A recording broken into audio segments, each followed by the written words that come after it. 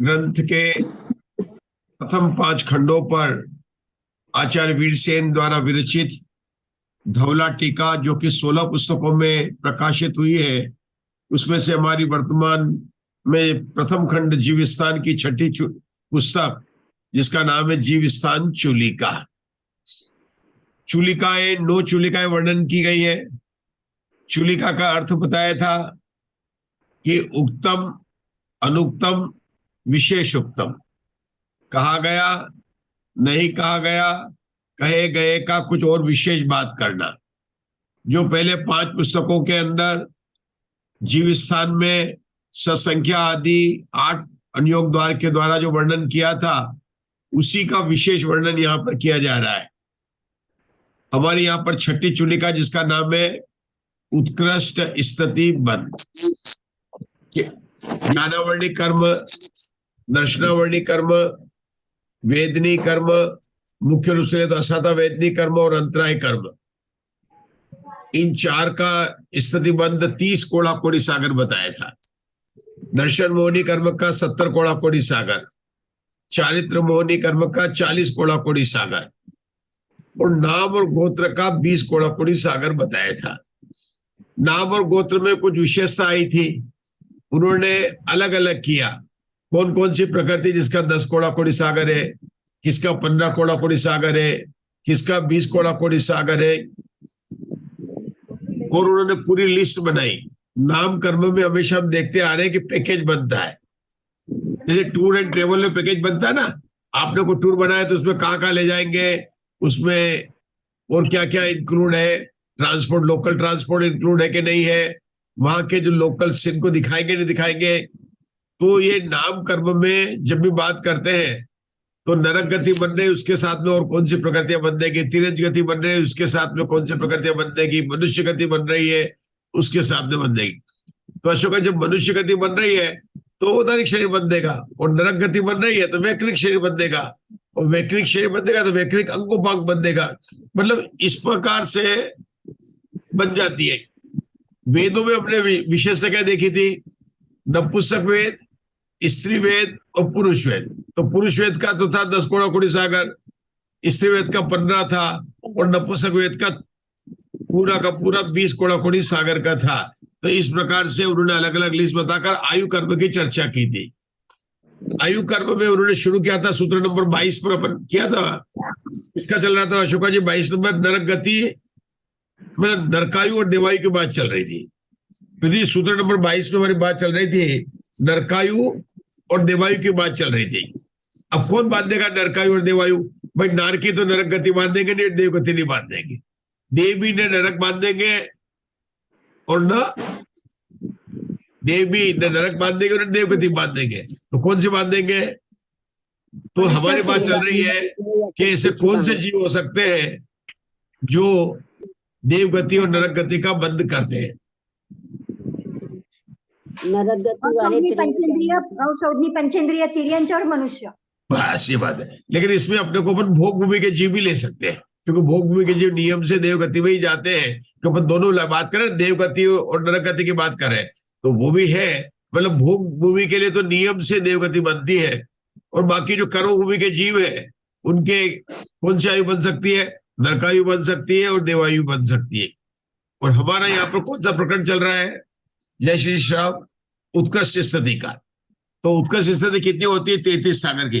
देवों में भी 33 सागर की और नरकों में भी 33 सागर की बात होती है। आप में से कोई बताना चाहेगा क्या विशेष बात है? अब आयु कर्म में क्या विशेष बात चल रही थी? एक तरफ अपन 7 कर्म और एक तरफ अपन आयु कर्म ले, तो क्या विशेष बात है बताओ? पहला, आयु कर्म हमेशा नहीं बनता है, बाकी सब कर्म तो हमेशा बनते ही रहते हैं। मतलब एक सबसे बड़ी बात देखना कि आयु कर्म नहीं बनता हमेशा, लेकिन बाकी 7 कर्म तो बनते रहते हैं। दूसरा पॉइंट बताओ आशा बहन, कौन सा विशेषता है कि आयु कर्म त्रिभाग में ही बनता, उसके पहले नहीं बनता। लेकिन देव और नारकी के 6 महीने की बात है। भोग भूमि के जीवों के लिए 6 महीना और 9 महीना दोनों उपदेश पाए जाते हैं। रुकूंगा मैं, हमारी बात चल रही है आयु कर्म के उत्कृष्ट स्थिति बंध का। आयु कर्म की उत्कृष्ट स्थिति 4 गति के जीव को ले तो नरक गति में 7वें नरक की 33 सागर सबसे उत्कृष्ट स्थिति है।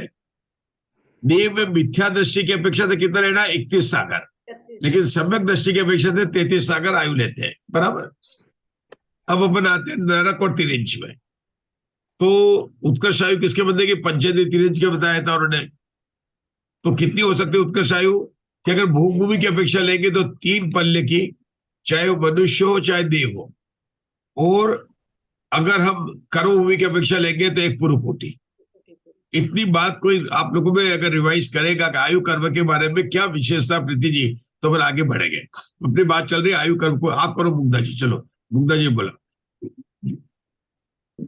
आयु कर्म की उत्कृष्ट स्थिति अगर देव बांधेंगे, मिथ्या दृष्टि बांधेंगे तो 31 सागर, और सम्यक दृष्टि बांधेंगे तो 33 सागर, और नरक की बांधेंगे तो 33 सागर।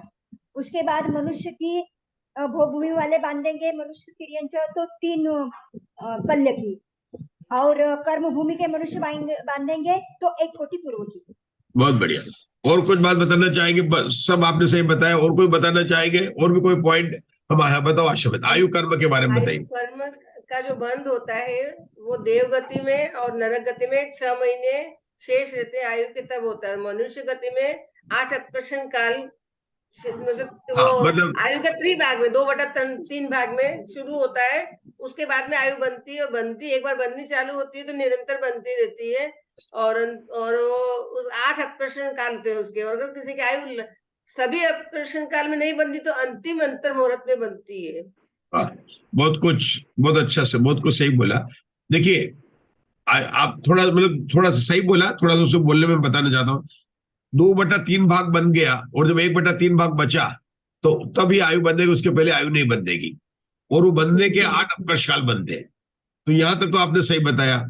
अब जब बनती निरंतर, मतलब वो अंतर्मुहूर्त जो उसका ना उतना ही बंधेगी, ऐसा नहीं कि लगातार बनती रहेगी। अब वो अवकाश काल आया, उसमें बंधे तो बंधे, नहीं बंधे तो कोई बात नहीं, फिर आगे वाले में बंधेगी। और नहीं बंधेगी तो अंत में बंधेगी, वो बात सही है। लेकिन जब बनती तो अंतर्मुहूर्त तक बंदी, फिर बंद हो जाती। मतलब इतना नहीं कि लगातार, मतलब जो ना 10 वर्ष तक बंधेगी, नहीं बंधेगी एक बार।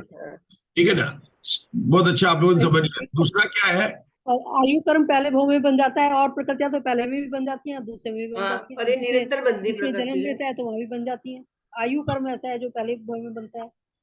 हाँ, आयु कर्म पहले भाव में बनता है और ये दूसरे में। बहुत बढ़िया। ये तो पहले भी बन सकती है, अगले में भी जहाँ जन्म देगा वहां भी जा। क्योंकि हर एक भव में 2 आयु होती है, एक बुद्धिमान आयु और एक बद्धमान आयु। अभी अपने वर्तमान में अगर मान लो किसी की आयु नहीं बंधी है तो उसको बोले बुद्धिमान। बुद्धिमान तो आयु होगी, उस भव तक वो रहेगी। और बंधा आयु कब बनती है उसकी अपन ने अभी अपन ने चर्चा की। ठीक है ना? अच्छा, अब उत्कृष्ट आयु के बारे में क्या बताएंगे? कस्तूरी जी आप बताना चाहेंगे? चारों गति की उत्कृष्ट आयु बताई थी, मुक्ता जी ने बताई थी, फिर से रिपीट कर रहे हैं। देव और नारकी में 33 सागर की होती है उत्कृष्ट आयु। हाँ, और मनुष्य में, कर्मभूमि के मनुष्य में 1 पूर्व कोटि होती है। बराबर। और भोग भूमि के? भोग भूमि में 3 पल्ले की होती है। ठीक है, थोड़ा सब सही है। ये जरूर विशेष करना जो मुग्धा ने बताया था कि अगर मिथ्या दृष्टि है तो देवायु मैक्सिमम कितनी बनेगी? 31 सागर। नारकी मिथ्या दृष्टि की 33 सागर होती है। लेकिन क्योंकि नारकी जब आता है ना 33 सागर और, तो मिथ्या दृष्टि है, तो वहां पर समग्र दृष्टि वहां नहीं बोलेंगे, क्योंकि 7वें नरक में आता भी मिथ्यात के सहित और वहां से निकलता भी मिथ्यात के सहित है। तो देव में ये बात लगेगी अपने कि मिथ्या दृष्टि है तो 90 ग्रह तक जाएगा और सम्यक दृष्टि 33 सागर तक जा सकता है। 90 ग्रह तक जाने के लिए छड़ाला में कौन सी लाइन किसको याद है? कौन बताना चाहता है? मुनि व्रतधार अनंत भार्गव को उपजायो, आत्मज्ञान बिना दुख देश न पायो। बहुत बढ़िया। अब जो आप लोग को क्या समझना है कि उत्कर्ष स्थिति बंद का अपना प्रकरण चल रहा है, तो हम लोग को समझना क्या है कि इसमें क्या अंतर होता है। तो जब हम उत्कर्ष स्थिति बंद में आ रहे तो हम 3 बातें देख रहे हैं। 3 हर एक के 3 सूत्र बनते हैं। अशोका जी याद है? पहला सूत्र क्या है कि उसकी स्थिति को बताते हैं कि कितनी उसकी उत्कृष्ट स्थिति है। दूसरे में क्या बताते हैं? उसके आबादा बताते हैं। और तीसरे में क्या बताता है कि उनके आबादा से रहित, है ना, उनकी कर्म स्थिति निषेक होते हैं। ये हर एक सूत्र में 3 सूत्र बनाए थे। आप लोग अनम्यूट नहीं हो पा रहे हैं, कुछ प्रॉब्लम है क्या? हेलो हाँ, नहीं हो पा रहे सभी। हाँ। बराबर बराबर, बहुत बहुत बढ़िया। तो क्या अंतर बता रहा हूं मैं आपको। अभी तक अपन ने जितने भी देख रहे हैं किरण जी भाई साहब, तो क्या देख रहे हैं, 3 सूत्र बनते हैं। कर्म की उत्कृष्ट स्थिति कितनी है, 1। आबादा काल कितना है, 2। और निषेक स्थिति की रचना कितनी है। तो उन्होंने क्या बताया था, मान लो किसी कर्म की स्थिति 64 समय है, इससे कितनी 64 समय है, और उसकी आबादा 16 है, तो निषेक रचना कितनी बनाई थी, 48 बनाई थी।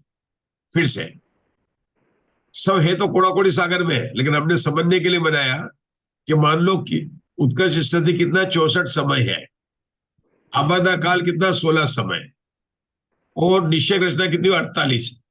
अब जयश्री साहब अब इन तीनों को समझाना है, 64 क्या है, 48 क्या है, और 16 क्या है, जरा इसको समझाएंगे। 64 उत्कृष्ट स्थिति है, हाँ 16 उसकी आबादा है, हाँ। और आबादा के बाद वो निश्चय रचना होती है, तो वो 48 निश्चय रचना बनेगी। अब आबादा का क्या मतलब समझाना आपको, आबादा का क्या मतलब हुआ।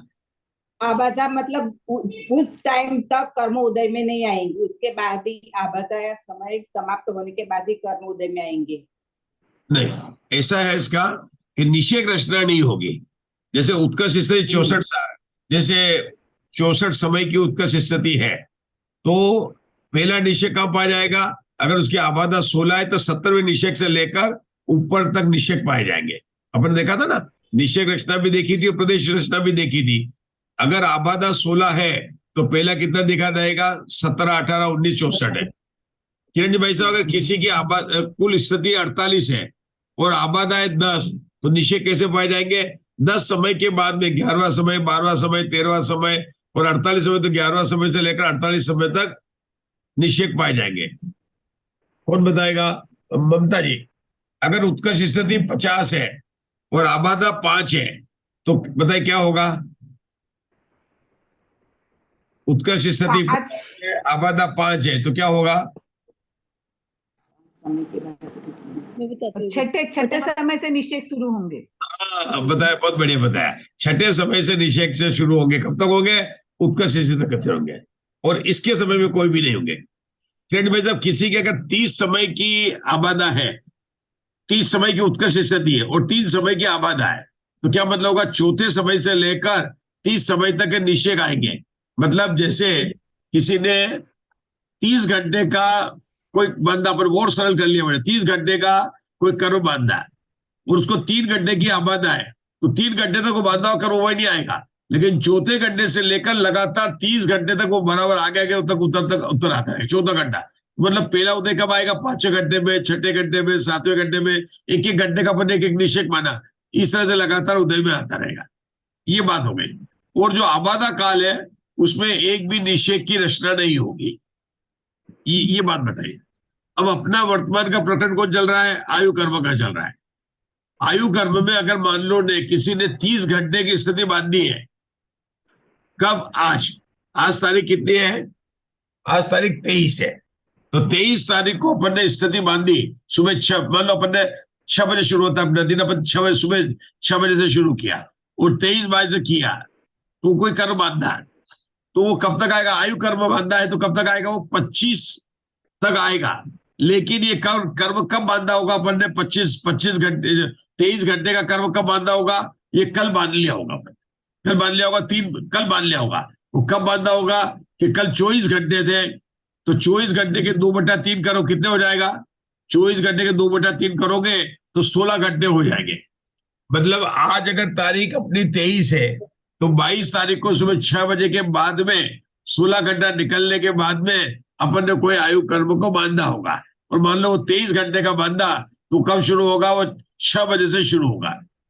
अब यहाँ पर आबादा जो है ना कल ही समाप्त हो गए, आज 6 बजे की बात नहीं करना, अपन ने दिन कब माना, जब 6 बजे बाद में, अपन ने वो रात का अंग्रेजों का नहीं माना, मतलब मानने की बात बता रहे। तो इसकी आबादा कल ही खत्म हो गई, 5:59 तक खत्म हो गई, और जितना बांधा था वो पूरे के पूरे निषेक की रचना यहाँ पर हो गई। आप समझे ना, इसके अंदर क्या हुआ, इसके अंदर कि जो आबादा काल होता है वह पूर्व भाव में ही निकल जाता है। आयु कर्म मानते हैं तो जो आयु चल रही है उस आयु में ही आबादा काल पूरा हो जाता है, और जैसे आयु पूरी होती है उसके निषेध चालू हो जाते हैं। तो अंतर क्या पड़ा कि जो अपनी आबादा 16 थी और अपन कहते 17 समय से बांधते थे, तो यहाँ वो कोई रूल नहीं लगेगा। पूरे के पूरे 64 के 64 निषेध होंगे। रूल क्या लगेगा, जब नया जन्म शुरू होगा तो 64 के 64 निषेध उत्तर में आने लग जाएंगे। बस ये अंतर है। मतलब जैसे ही नया जन्म शुरू हुआ, मतलब कोई मनुष्य और तिर्यंच मरकर देव में जन्म लिया तो उसे देवायु बांधी थी, तो देवायु जितनी बांधी थी उसके पहले समय से निषेध शुरू हो जाएंगे। ये बस इसकी बात है, और निषेध की रचना पूरी की पूरी होती है। ये यहाँ पर अंतर बताया। मुग्धा जी बताइए क्या अंतर हुआ, निषेध रचना में क्या अंतर हुआ? आयु कर्म की निषेध रचना में और अन्य कर्म की निषेध रचना में क्या अंतर हुआ, बताइए मुग्धा जी।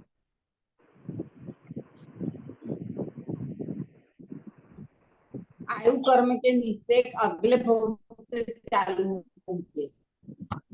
मतलब अगर अपन ने 64 समय की बांधी है तो 64 निषेध होंगे, जबकि वहां पर तो 16 समय के बाद में 17 समय से लेकर 64 समय तो बोला 48 निषेध ही थे। लेकिन यहाँ आयु कर्म ने जितनी स्थिति बांधी है उतने सारे के सारे निषेध होंगे। और बात क्या होगी कि ये जिसकी आबादा जो है वो पिछले जन्म में ही उसकी गिन ली जाएगी। अब किरण जी भाई साहब, आपको 22वें सूत्र का विशेषार्थ पढ़ना, मैं पेज नंबर बताता हूँ। अपने को जो बताया ना उससे स्थिति क्लियर हो जाएगी। सूत्र नंबर 22 का विशेषार्थ पेज नंबर अशोका जी 167 पर है। 167 पर विशेषार्थ, हाँ पढ़िए किरण जी भाई साहब। पेज नंबर 167 विशेषार्थ आपको पढ़ना। देवायु का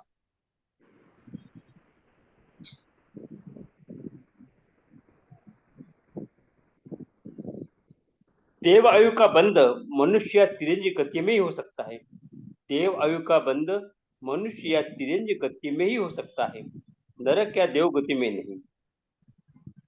ऐसा देव आयु का बंध मनुष्य या तिरंज गति में ही हो सकता है, नरक या देव गति में नहीं। हाँ, इसका बताइए समझाइए किरण भाई क्या बोल रही है कि कोई भी जीव देव गति का बंध करता है, वो जीव कौन होगा? या तो नारकी होगा या मनुष्य होगा या तिरंज होगा। मतलब देवायु का बंध करने वाला जीव कौन होगा? या तो मनुष्य होगा और तिरंज होगा। हाँ ये बात है। और पंचेंद्री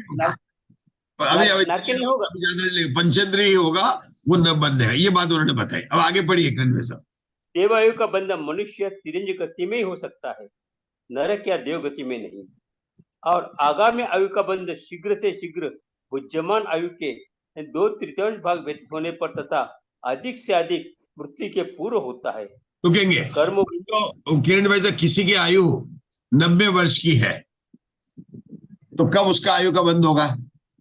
मान लो अपने को नहीं पता है लेकिन भगवान को तो पता है। किसी देखो एक मिनट रुको, आप लोग आगे पीछे मत बोलो, जिसमें पूछूंगा ना। किरण जी भाई साहब 90 वर्ष की आयु है और अपन ने पढ़ा 2/3, तो 90 गुणा 2/3 करेंगे तो 3 से 9 कट जाएगा, 30 और 2 60। 60 वर्ष की जब उसकी उम्र हो जाएगी तब वो आयु का बंद कर सकता है, इसके पहले वो आयु का बंद नहीं करेगा। अपने को समझना है। सरल उदाहरण ले लिया। अभी तक आपने पढ़ा ना, उसमें क्या बातें पढ़ी मैं बताता हूँ। आपने ये पढ़ा कि कौन जीव नरकायु और देवायु को बांधता है? देखिए पंचेंद्रीय तिर्यंच और मनुष्य बांधते हैं। कौन बांधते? मनुष्य पंचेंद्रीय होते हैं।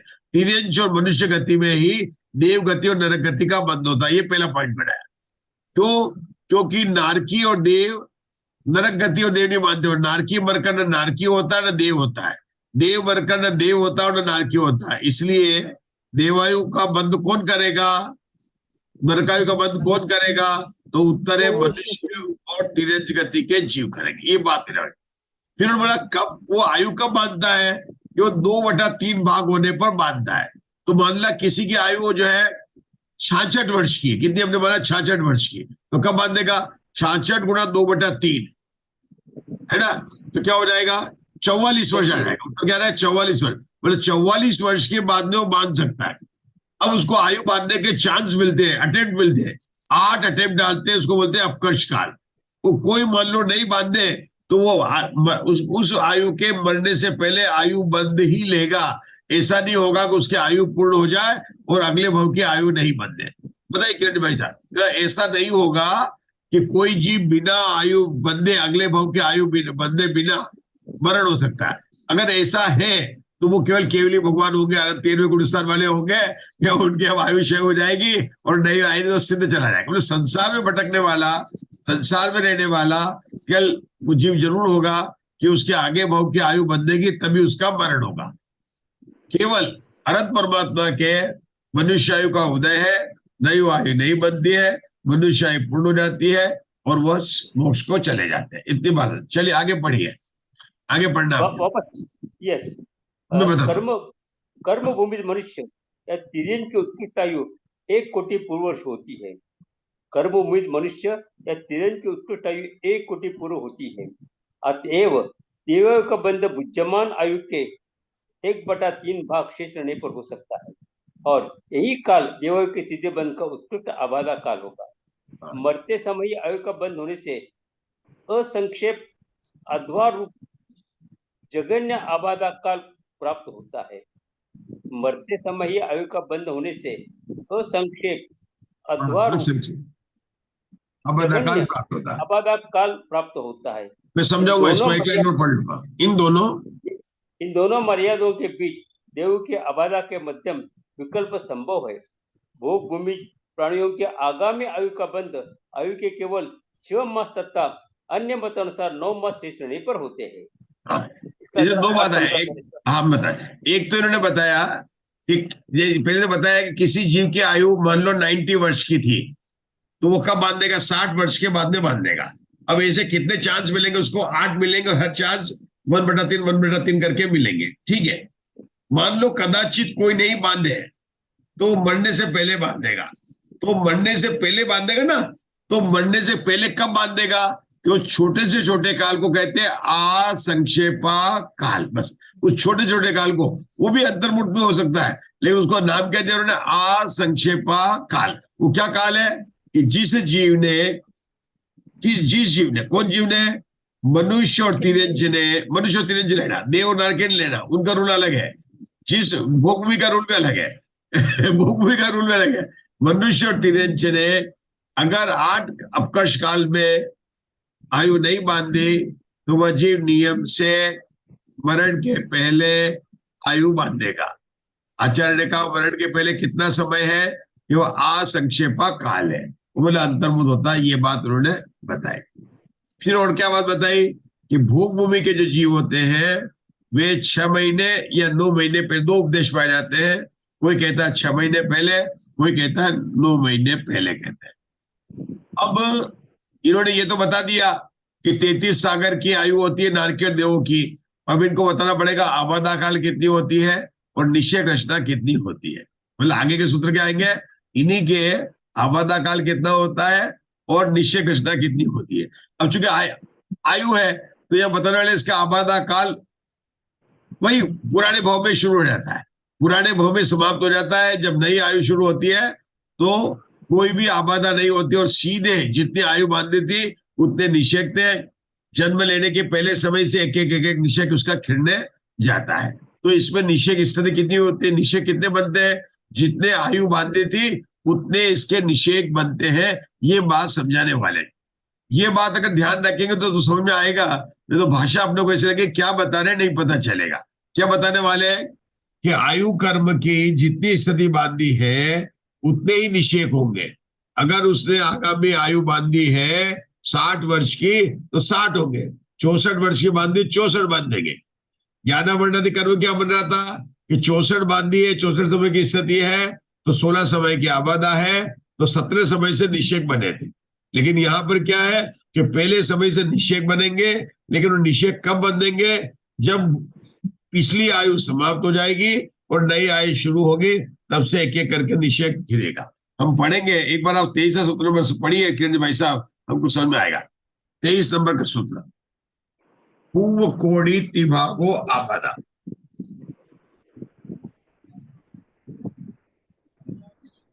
पंडित जी, हाँ, मीटिंग लॉक हो गई है क्या? किसी को ज्वाइन करना है? मीटिंग लॉक तो नहीं हुआ, मैं कर रहा हूँ। अभी आया कोई, अभी आया कोई 14 से 15 हुए हैं। नहीं 15 बहुत टाइम हो गया, 15 ही है। नारकाई और देव को उत्कृष्ट आबादा काल पूर्व कोटि वर्ष विभाग है। यानी तीसरा भाग है। नारकायु और देव का उत्कृष्ट आबादा काल पूर्व कोटि वर्ष का त्रिभाग तीसरा भाग है।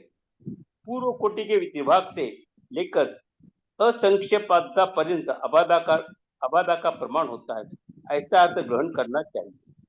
शंका, यदि पूर्व कोटि हाँ। वर्ष के बताइए। त्रिभाग यदि पूर्व कोटि वर्ष के त्रिभाग को आदि करके असंक्षेपादा काल तक संभव सब आबादा के भेद आयु कर्म की सर्व निषेध स्थितियों में होते हैं, तो पूर्व कोटि वर्ष के त्रिभाग प्रमाणीय उत्कृष्ट आबादा काल उत्कृष्ट निषेध स्थिति में किसलिए कहते हैं? ये समझा नहीं सर, शंका समझी नहीं कुछ। अभी हम बताते हैं आपको शंका। एक तो अपनी मीटिंग जो लॉक हो गई थी, वो मैंने देखा लॉक हो गई थी, कैसे हो गई थी, हमने अनलॉक कर दिए, तो आप बोल सकते हैं उनको अनलॉक हो गई, ठीक है ना। अभी पहले देखा मैंने, अभी अनलॉक हो गई है ना, ठीक है। हाँ, अब जो है शंका को अपन समझने का प्रयास कर रहे हैं, ठीक है। अब इसको फिर से शंका पढ़ते हैं। अब शंका कौन पढ़ेगा?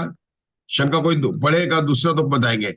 पढ़िए आशा बहन, शंका पढ़िए फिर से। यदि कोई पूर्व कोटि, अब समझना आप लोग को, बोलो।